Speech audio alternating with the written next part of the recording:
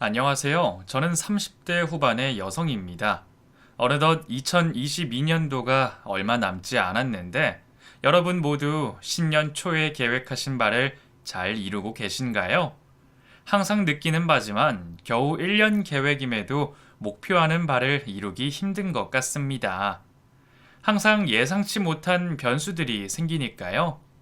그 변수 중 가장 영향을 많이 미치는 건 사람이겠죠? 제가 전할 이야기 또한 그 사람에 대한 이야기입니다. 그 한 사람으로 생긴 변수로 인해 우리 가족에게 어떤 영향을 끼치게 되었는지 한번 이야기해 볼게요. 남편과 저는 고등학교 시절부터 친구로 지내며 오랜 세월을 알고 지낸 사이였습니다. 벌써 제가 살아온 날의 절반을 남편과 알고 지냈으니 그때부터 지금까지 저희는 서로 모르는 게 없는 사이였어요. 어릴 적에는 그냥 친구였기에 저희가 연애를 하고 결혼을 하게 될 줄은 정말 몰랐습니다. 하지만 오래 알고 지냈던 만큼 저희는 진심으로 서로를 위했고 그렇게 행복한 연애 시절을 지나 결혼에까지 성공할 수 있었어요. 워낙 어린 시절부터 서로를 알고 지낸 덕분에 남편의 면면을 잘 알고 있었던 저는 그런 남편과의 결혼도 큰 고민 없이 결정할 수 있었습니다. 다른 남자는 몰라도 평생을 보아온 제 남편만큼은 끝까지 믿을 수 있을 것 같았거든요. 그런 믿음은 저희가 오래 알고 지낸 시간 덕분일 수도 있지만 워낙 순진하고 착한 남편의 성격 때문이기도 했습니다. 학창 시절부터 겁먹던 다른 아이들과 달리 학교와 집 밖에 모를 정도로 순진하고 집돌이였던 성격 덕분에 여태까지 다른 문제로 제 속을 썩인 일은 한 번도 없었어요. 오히려 너무 집에만 있어서 걱정일 정도였죠. 그렇게 옛날 그 모습 그대로 똑같은 남편 덕분에 저의 결혼 생활은 아무 걱정이 없었어요. 여자 문제나 친구 문제로 속썩일 일도 없고 돈 욕심이 있는 성격도 아니라서 별다른 문제 생길 일도 없었기에 저희는 결혼을 한 뒤에도 여전히 편안하고 안정적인 관계일 수 있었죠. 그렇게 잔잔한 호수같이 별 탈 없던 제 인생이었는데 어느 날 어떤 불청객으로 저의 평화가 깨어지고 말았습니다. 바로 엄마의 새로운 남자친구 때문이었죠. 제가 결혼을 하기 전까지 저는 엄마와 단 둘이 지내고 있었어요. 원래 아빠까지 세 식구였던 저희 가족은 남부럽지 않을 정도로 화목한 가정이었지만 제가 고등학생 때 아빠가 갑자기 돌아가시면서 엄마와 저 두 식구만 남게 되었습니다. 누구보다 다정하셨던 아빠였기에 그런 아빠의 빈자리는 저희 모녀에게 너무나 큰 상처였어요. 그래서 저희 모녀는 서로 의지하며 이겨낼 수밖에 없었죠. 그 후로 엄마는 쭉 혼자 지내셨고 저는 그런 엄마가 외로워 보이기도 했습니다. 아빠가 돌아가셨던 그때도 저한테는 친구였던 남편이 있었지만 엄마에게는 저 말고 다른 사람은 없었으니까요. 그래도 딸인 제가 곁에 있으면 괜찮을 거라 생각했는데 시간이 지날수록 아빠를 가슴에 묻게 된 엄마는 점점 외로움이 커지셨던 것 같아요. 하지만 아빠의 자리가 너무 크셨던 건지 제가 다 자라서 결혼을 할 때까지도 엄마는 다른 사람을 만나셨던 적이 없으셨습니다. 어릴 적에는 엄마의 짝은 아빠가 유일하다는 생각에 엄마가 다른 사람을 만난다는 건 생각해 보지 못했지만 저도 나이를 먹으면서 엄마도 좋은 사람을 만나 새 출발을 했으면 좋겠다는 생각을 하곤 했었어요. 그리고 그 생각은 제가 결혼을 하고 엄마가 혼자가 되시고서 더욱 커지게 되었죠. 저는 좋은 남편을 만나서 행복하게 잘 지내고 있는데 엄마는 딸 자식 떠난 빈집에서 혼자 외롭게 지내시는 게 자식으로서 죄송하고 마음이 쓰였죠. 자주 찾아뵌다고 해도 매일같이 지낼 수는 없으니 엄마는 남은 시간 늘 외로우셨을 거예요. 그런 생각을 저도 했었기에 좋은 사람이 있다면 얼마든지 환영할 생각이었지만 사별한 지 10여 년 만에 생긴 엄마의 남자친구는 제 마음에 들지 않았습니다. 미연아, 인사해. 엄마랑 만나는 아저씨야. 아하, 네가 미연이구나. 엄마한테서 얘기 많이 들었어. 엄마를 닮아서 미인이구나. 남자친구가 생기셨다며 저와 남편에게 소개를 시켜주신 엄마는 그 아저씨가 많이 마음에 드는 눈치였어요. 하지만 저는 아니었습니다. 나이답지 않게 꾸민 차림이나 제비 같은 외모에 게다가 언제 봤다고 은근슬쩍 말을 놓고 친한 척을 하려는 능구렁이 같은 성격도 별로였죠. 차라리 저희 아빠처럼 수더분하고 소탈한 아저씨였으면 나았을지 몰라도 괜히 시선을 끄는 그 아저씨의 첫인상이 그리 좋지는 않았습니다. 하지만 평소에도 싫은 것 없고 사람 미워할 줄 모르는 제 남편은 벌써부터 그 사람이 마음에 든 눈치였어요. 그럼 제가 호칭을 어떻게 해야 하죠? 호칭? 그러게. 이거 정여사 가족으로 만났으니 내 자식들 뻘이긴 한데, 그렇다고 내가 장인 소리 들을 것도 아니고, 뭐 그냥 편하게 불러. 형님이라 그래도 좋고, 사실 내가 젊게 지내서 자네 또래에 알고 지내는 동생들이 많거든. 그냥 편하게 형님이라 해. 나도 그냥 아웃님이라 할게.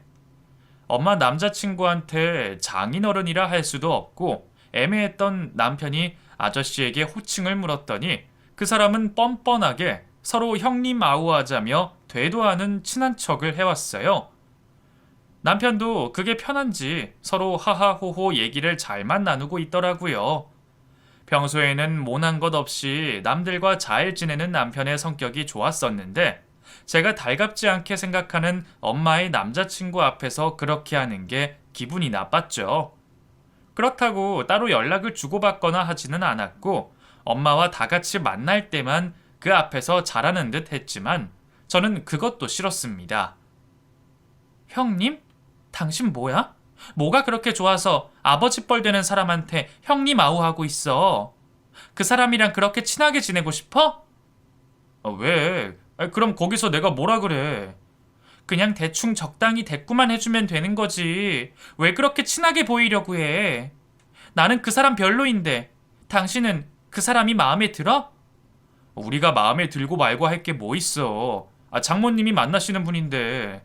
나는 장모님이 이제라도 남자친구 만드시는 거 좋게 생각해.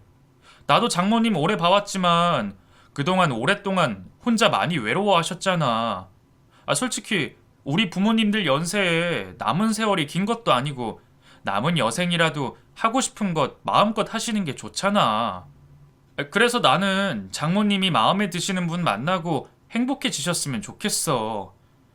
그래도 그 사람은 좀 그렇지. 생긴 것도 무슨 제비같이 생겨가지고 나이답지 않게 옷 입은 것 좀 봐. 그 나이에 그러고 다니는 거 보면 젊었을 때 어쩌고 다녔을지 딱 보여. 에이, 사람 옷 입는 거 가지고 그렇게 생각하는 게 어딨어. 요즘에는 젊게 하고 다니시는 분들도 많은데 나는 오히려 나이 들수록 얽매이지 않고 젊게 사시는 게 좋다고 생각해. 그리고 내가 보기에는 그렇게 나쁜 분 같아 보이지는 않던데. 당신과 잘 지내고 싶어 하시는 것 같고 같이 있을 때 보면 장모님께도 잘하시잖아. 그때 장모님 좋아하시는 표정 봤어? 그거 보니까 나는 응원해드리고 싶더라.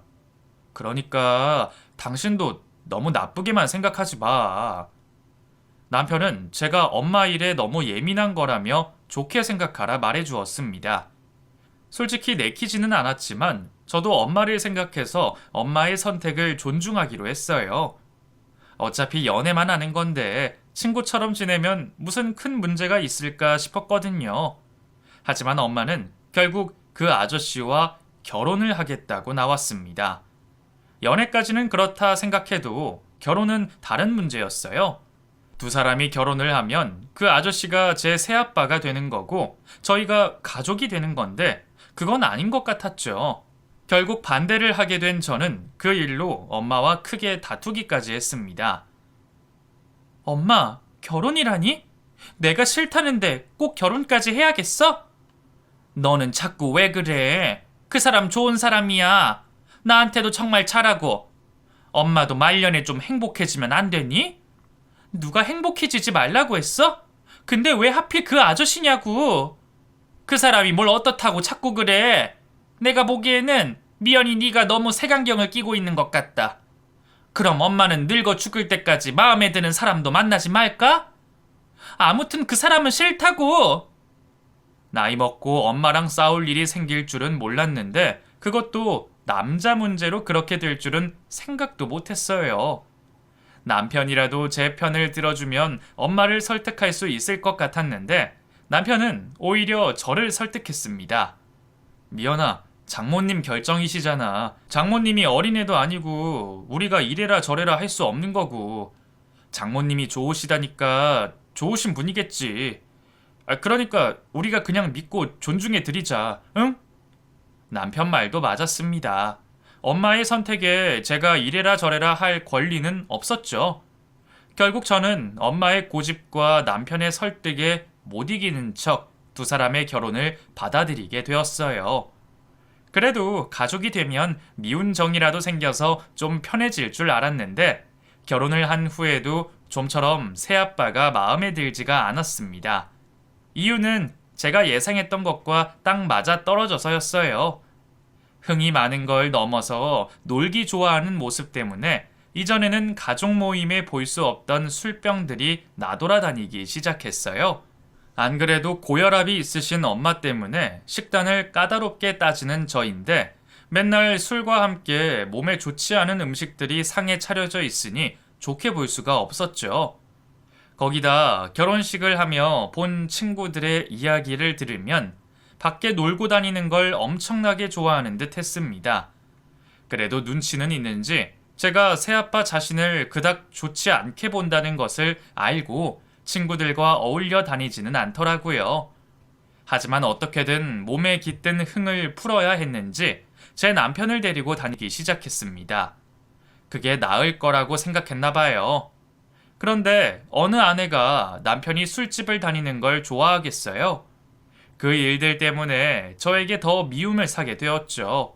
말로는 술집에 드나들지 않는다고 했지만 낚시하러 간다고 술 먹고 볼링 치러 간다고 맥주 마시고 등산하러 간다고 막걸리 마시니 점점 더 마음에 들지 않았습니다.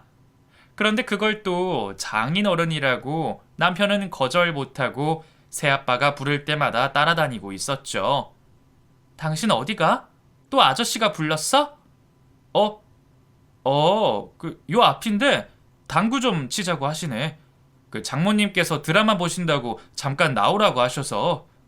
당신 포켓볼도 칠 줄 모르잖아. 근데 무슨 당구야. 그리고 지금 시간이 몇 시인데 나갔다 오려고 해? 그렇다고 장인어른이 부르시는데 어떻게 거절을 해. 그리고 지금 나간다고 했고. 다음부터는 아저씨한테 전화 오면 나한테 먼저 알려. 오늘은 나간다고 했으니까 보내주는데 늦게 들어오기만 해봐. 그리고 당신 들어올 때 술 냄새 나면 오늘 밖에서 잘 줄 알아? 알았어.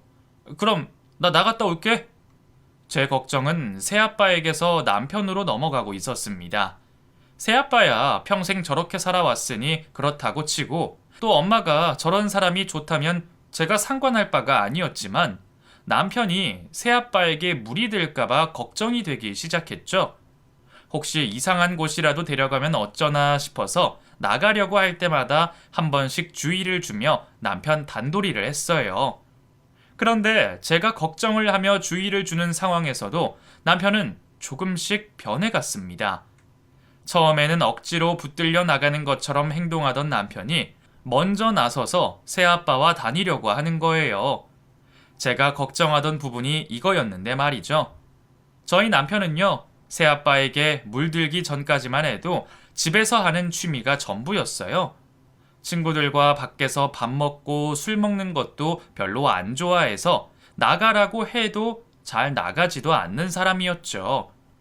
음악 감상, 프라모델 조립, 8, 90년대 게임 등등 전부 방 안에서 하는 취미가 전부였는데 어느 때부터인가 그런 것들을 멀리하고 새아빠와 밖으로 다니기 시작했습니다.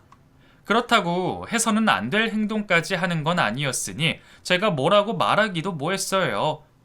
또 집에 있을 때는 살림 사는데 나서서 도움을 주는 남편이니 할 말이 없었죠. 제 불만을 언제 어떻게 말을 해야 할지 적당한 때만 노리고 있었습니다. 그러다 저로서는 충격적인 일이 벌어지게 되었어요.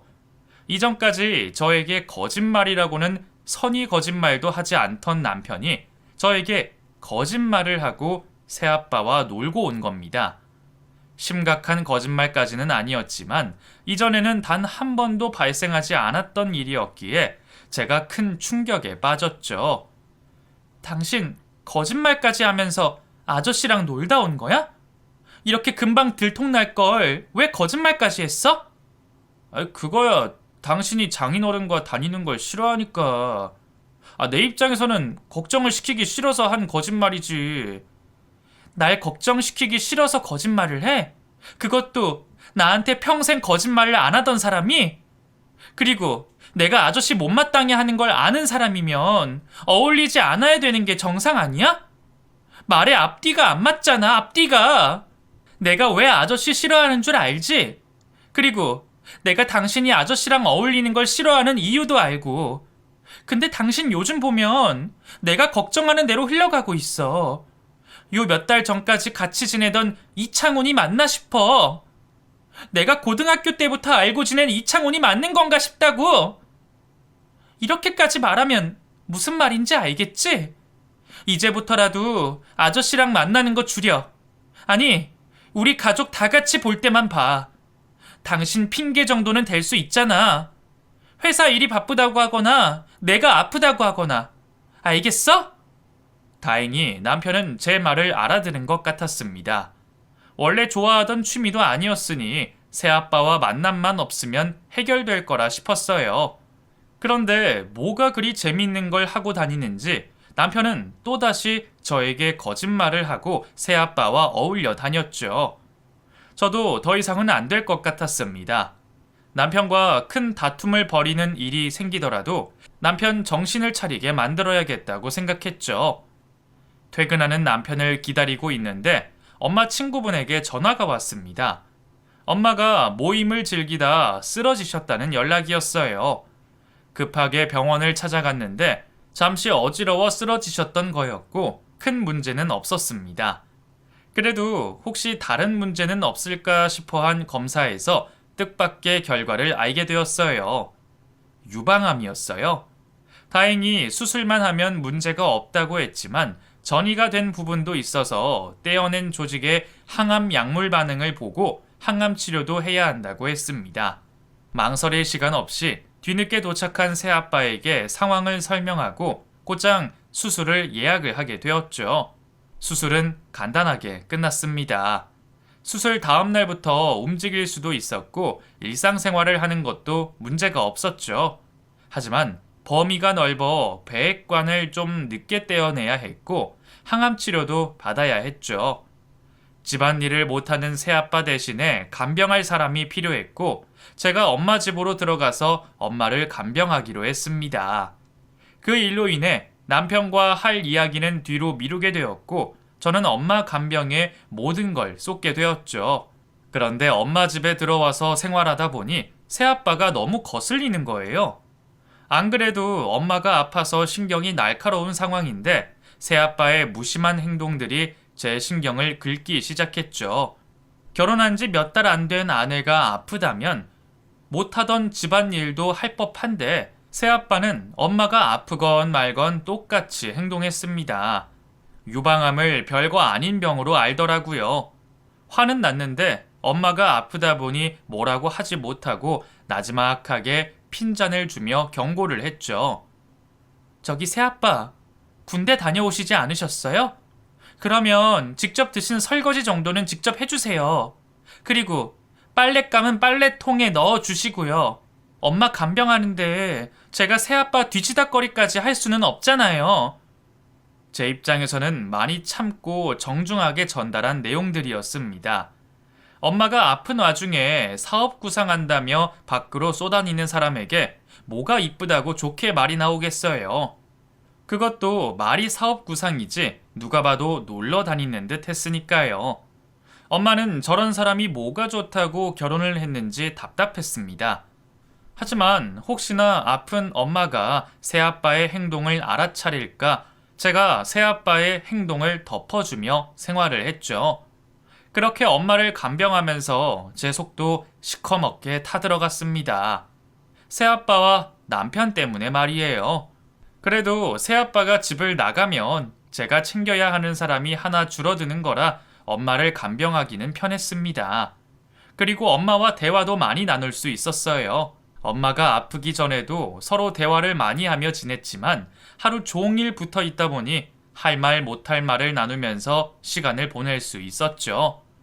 그날 또한 엄마 점심을 챙겨 먹이고 대화를 한참 나누며 평소와 같은 날을 보내다 잠시 엄마가 낮잠을 자는 틈을 타서 저녁장을 보기 위해 마트에 다녀오기로 했어요.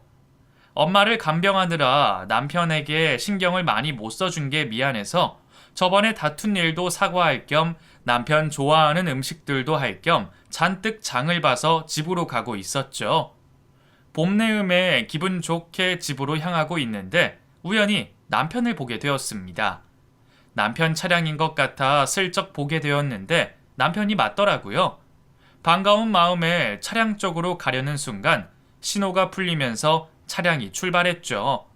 일찍 일이 끝난 건가 싶었던 저는 차라도 얻어 탈까 싶어 남편에게 전화를 걸었습니다. 여보, 어디야? 나 회사지. 회사라고? 외근? 아니면 출장?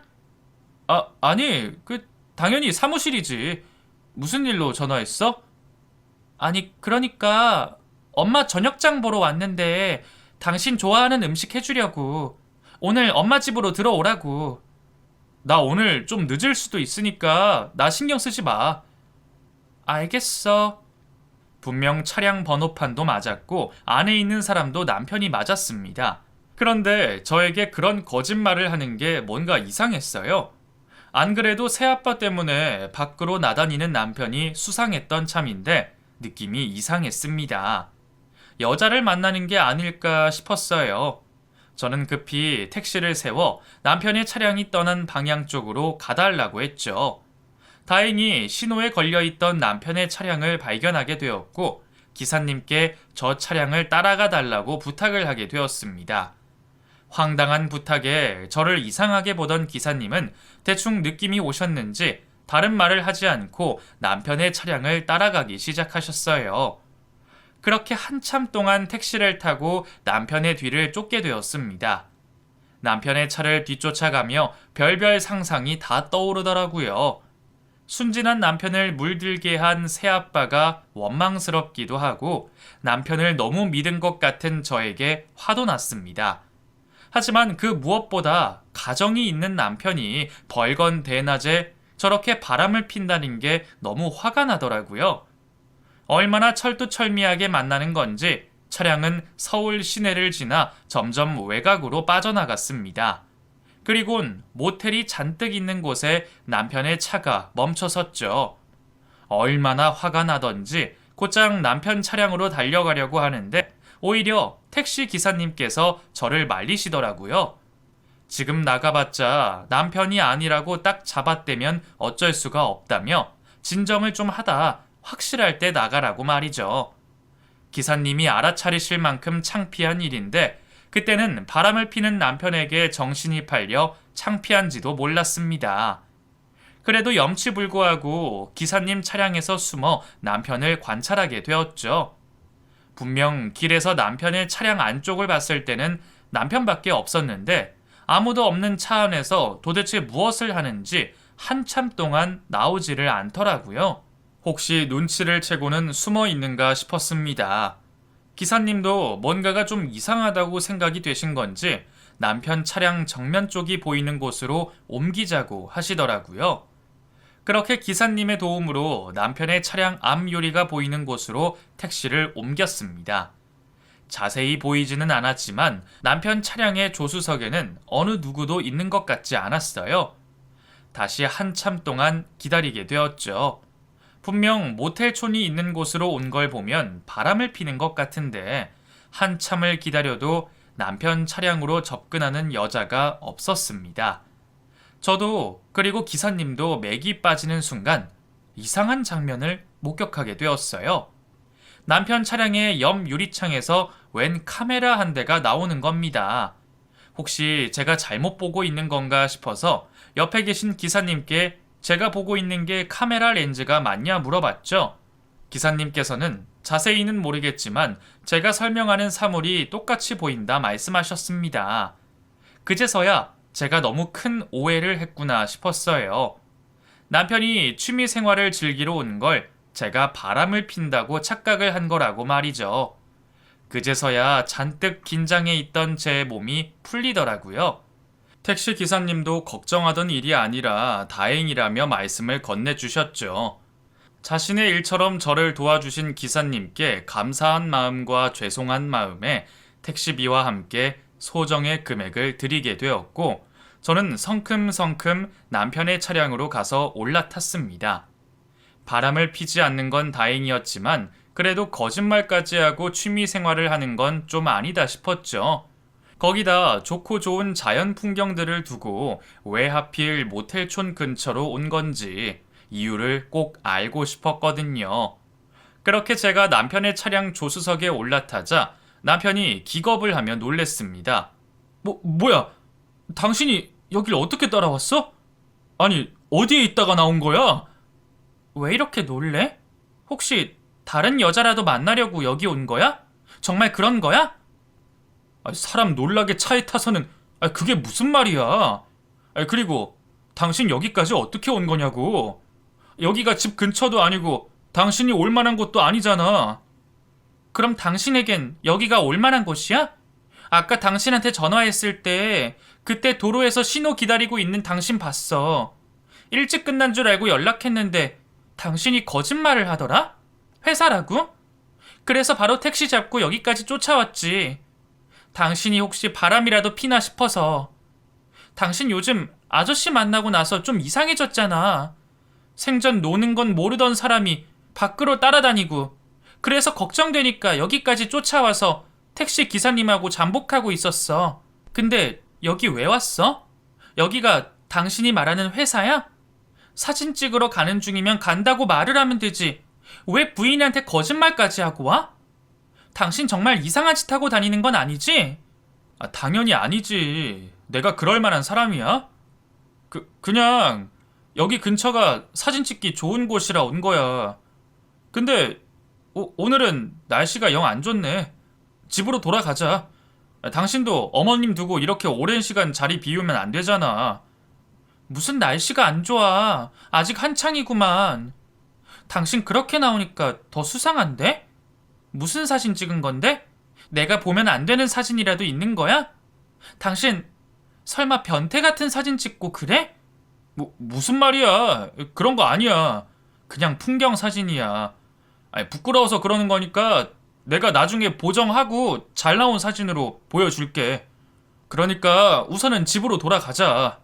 남편 말처럼 풍경 사진이면 그냥 보여줘도 될 것을 허둥지둥대며 당황하는 남편을 보니 분명 뭔가가 있다고 느껴졌어요. 저는 안에 있는 사진을 꼭 확인해 봐야겠다 싶었습니다. 이상한 거 아니면 지금 보여줘. 별거 아니라며. 근데 왜 못 보여줘? 당신 이러는 게 더 의심 사는 행동인 거 몰라? 내가 나중에 다 설명할게. 오늘은 그냥 좀 가자. 겨우 풍경 사진인데 뭐가 나중에야. 얼른 보여줘. 아니면 나 당신이 이상한 사진 찍는다고 상상할 수밖에 없어. 아직 보여주기가... 알았어. 대신에 나랑 한 가지 약속해. 이 사진 확인하고 나서는 무조건 내 말 따르겠다고. 당신 기분 내키는 대로 감정이 가는 대로 행동하지 않겠다고. 도대체 뭐길래. 알았어. 얼른 보여줘. 그렇게 한참 동안 뜸을 들이던 남편은 제 상황에 못 이겨 카메라를 저에게 건네주었습니다. 건네받은 카메라 안의 사진을 하나씩 넘겨보던 저는 온몸이 굳어버릴 수밖에 없었죠. 충격적인 사진들이 그 카메라 안에 있었습니다. 그 사진 속 안에는 새아빠가 다른 여자와 다정하게 있는 사진들이 여러 장 있었어요. 진한 애정 행각을 하는 사진까지는 없었지만 누가 보더라도 연인 관계의 모습들이 찍혀 있었죠. 저는 너무 놀라 카메라를 제 눈 가까이에 가져다 댈 정도였어요. 이게 전부 뭐야? 여기 있는 사람 아저씨 맞지? 당신은 언제부터 알고 있던 거야? 왜 알면서도 말을 하지 않은 거냐고? 좀 이상하다라는 느낌은 받은 지 꽤 됐는데 내 눈으로 보게 된 건 얼마 안 됐어. 그것도 확실하게 외도한다는 증거를 본 것도 아니고 해서 당신한테 아직 말을 못 한 거야. 내가 확실한 증거 잡고서 이야기하려고. 순서가 그게 아니지. 나한테 먼저 말했어야지. 우리 엄마 일인데 내가 먼저 알고 있어야 하는 거 아니야? 지금 내가 찍은 사진들도 봐봐. 정말 오랜 친구라서 한 행동이라고. 저 사람이 시침이 떼면 뭐라고 할 수도 없어. 이 정도 증거밖에 없는데 당신한테 말했어 봐. 지금도 눈이 돌아서 이렇게 난리인데 바로 저 사람한테 달려들지. 그러면 해결되는 게 있어? 안 그래도 어머님 건강도 좋지 않으신데 큰 충격까지 받으시면 어떡해. 그리고 이런 일이 벌어지게 된 게 내 책임도 있잖아. 그게 무슨 소리야? 당신이 절대 안 된다고 한 결혼, 내가 괜찮은 사람인 것 같다고 장모님 행복하시도록 하자고 이 결혼 종용한 거니까. 그래서 당신한테 말을 못한 것도 있었어. 내가 판단을 잘못해서 만든 결과면 내가 알아서 해결해야겠다는. 그래서 증거들 전부 모아서 저 사람한테 말한 다음 우리 곁에서 스스로 떠나게 만들려고 했다고. 그래서 증거 잡으려고 밖으로 다닌 거고, 일부러 더 이 사람이랑 어울렸고, 어쨌거나 거짓말까지 하면서 당신 속인 건 미안해. 남편의 말을 들으니 이해가 가기도 했습니다. 제가 처음부터 알게 돼서 날뛰고 일을 망칠 바에야 남편이 하고 있는 행동들이 맞다고 생각이 들었어요. 그래서 언제부터 알게 된 건데? 그리고 지금도 여기에 그 사람이 엄마 몰래 다른 여자 만나고 있는 거야? 지금 저기 카페에 앉아 있어. 왜 여기까지 와서 모텔에 안 들어갔는진 모르겠지만 저기 카페에 두 사람 모두 앉아 있어. 카메라로 확대해서 보면 보일 거야. 그리고 내가 저 사람이 장모님을 두고 바람을 핀다고 확신을 하게 된 건 한 달도 안 됐어. 내가 저 사람과 가까이 지낸 이유 알지? 하루라도 빨리 우리 집에 잘 적응하라고 나도 일부러 어울린 거야. 근데 내가 자기랑 같이 다니니까 나도 유흥을 좋아하는 줄 알았나 봐. 계속 이상한 곳 가자는 걸 내가 이 핑계 저 핑계 대면서 피했지. 그런데 그런 곳 다니는 사람이 제대로 된 사람은 아니니까 계속 의심하고 있었거든. 그런데 나랑 즐기고 놀 때마다 연락을 피해서 받더라고. 아무리 생각해도 이상해가지고 화장실 가는 척하고 따라가 봤는데 통화 내용이 심상치 않았어. 말투 보면 장모님한테 하는 통화는 아닌데 애정 표현하는 걸 보니까 진짜 외도를 하는 건가 싶었지. 그날부터 뒤를 쫓게 된 거야. 그러면 뭐야? 일부러 우리 엄마한테 접근한 거야? 돈을 노리고? 그것까지는 아직 모르겠어. 나도 모은 증거가 많지는 않아서 내가 증거 모으면서 대충 알아봤는데 이혼 소송도 생각처럼 쉬운 게 아니야. 저 사람이 결혼 생활을 유지하는 데 있어서 심각한 문제를 야기시켜야 받아들여진다고. 거기다 잘못하다가는 장모님과 우리 관계만 틀어지고 저 사람에게는 우리가 명예훼손으로 역으로 고소를 당할 수도 있어. 그러니까 확실한 증거를 모은 다음에 장모님께 말씀드려야 해. 그것도 장모님 몸이 다 회복되고 나신 다음의 일이지만. 알았어. 그럼 어떻게 해야 해? 나도 이제부터 알아보겠지만 이혼, 증거 이런 것들은 다 처음이잖아. 지금 내가 당장 해야 하는 게 뭐야? 우선 당신이 저 사람과 한 집에서 지내는 시간이 많으니까 휴대폰 안에 있는 증거들을 좀 모아줘. 이왕이면 동영상으로 촬영하는 게 좋다고 하고 당신 휴대폰보다는 장모님 휴대폰으로 촬영하는 게 좋아. 나는 나대로 저 사람과 어울리면서 지금처럼 두 사람이 만나는 증거들 모아갈 테니. 그날부터 남편과 제가 한 팀이 되어 새아빠의 외도 증거를 모으는 행동을 시작했습니다. 남편이 말해준 새아빠 휴대폰 속 증거들은 생각보다 쉽고 빠르게 모을 수 있었어요. 제가 자신의 외도를 알고 있다고는 생각도 못한 건지 휴대폰을 몰래 빼돌려 촬영을 할 수 있었죠. 그리고 더 이상 휴대폰에 빼내올 증거가 없다는 걸 알고서는 엄마를 저희 집으로 모셔왔습니다. 그런 놈이랑 엄마를 같은 한 집에 두고 생활하게 할 수가 없더라고요. 저와 엄마가 없어지자 사이판이 났는지 누구의 눈치도 보지 않고 외도를 하는 상대를 수시로 만난 덕에 남편은 제대로 된 증거들을 모으게 되었고요. 변호사 사무실도 찾아가 돈을 주고 상담을 받으며 이혼 소송에 유리한 증거들이 무엇인지도 확인하게 되었죠. 이제 새아빠의 외도를 입증할 모든 증거들은 다 충족이 된 상황이었습니다. 저와 남편이 준비한 증거들로 이혼 소송을 하기만 하면 되었어요. 마지막 관문 하나만 남겨둔 채로 말이죠. 그 마지막 관문이 세상에서 가장 힘든 일이었습니다. 바로 엄마에게 새아빠의 외도를 설명하고 이혼을 하라고 설득을 시키는 일이었어요. 얼추 몸은 회복하셨지만 충격적인 소식에 혹시 또 건강이 악화되면 어떡하나 싶었습니다. 그리고 혹시나 엄마가 이 상황을 부정하시고 이혼을 하지 않는 선택을 하시면 어떡하나 싶었죠. 그 어느 때보다 긴장되는 순간이었습니다. 남편과 저는 미리 연습까지 하고 나서 엄마에게 그 사건의 모든 것을 설명하게 되었죠. 조심스럽게 시작한 이야기에서 새아빠가 외도를 하고 있었다는 사실과 증거를 본 엄마는 곧바로 눈물을 흘리셨습니다. 자신의 잘못된 선택으로 저희들에게 못 볼 꼴을 보이셨다며 우시는 모습에 저 또한 무너지고 말았죠. 자신의 잘못을 비는 엄마와 그런 엄마가 불쌍했던 저는 서로를 한참 동안 껴안고 눈물을 흘렸습니다. 다행히 우리 이야기를 듣고 증거들까지 직접 확인하신 엄마는 새아빠와 이혼을 하시겠다는 마음을 먹으셨고 저희 도움을 받아 변호사를 선임해 이혼 소송을 하시게 되었어요. 모든 증거들이 있는 상황에 당연히 무릎 꿇고 빌 줄 알았던 새아빠는 갑자기 날라온 이혼 소송 통보에 오해가 있다며 저희를 찾아왔습니다. 여기가 어디라고 찾아왔어요? 재혼에 자식이 반대하는 결혼까지 했으면 남은 생 동안 행복하게 잘 살 생각을 해야지. 결혼한 지 얼마나 됐다고 한눈을 팔아요? 그리고 무슨 낯짝이 있어서 여기를 찾아와요? 너희와는 할 이야기 없다. 이건 나와 정 여사 사이의 일이야. 멀쩡히 잘 살고 있는 사람을 떼어놓을 생각하지 말아라. 정 여사, 이리 나와봐요.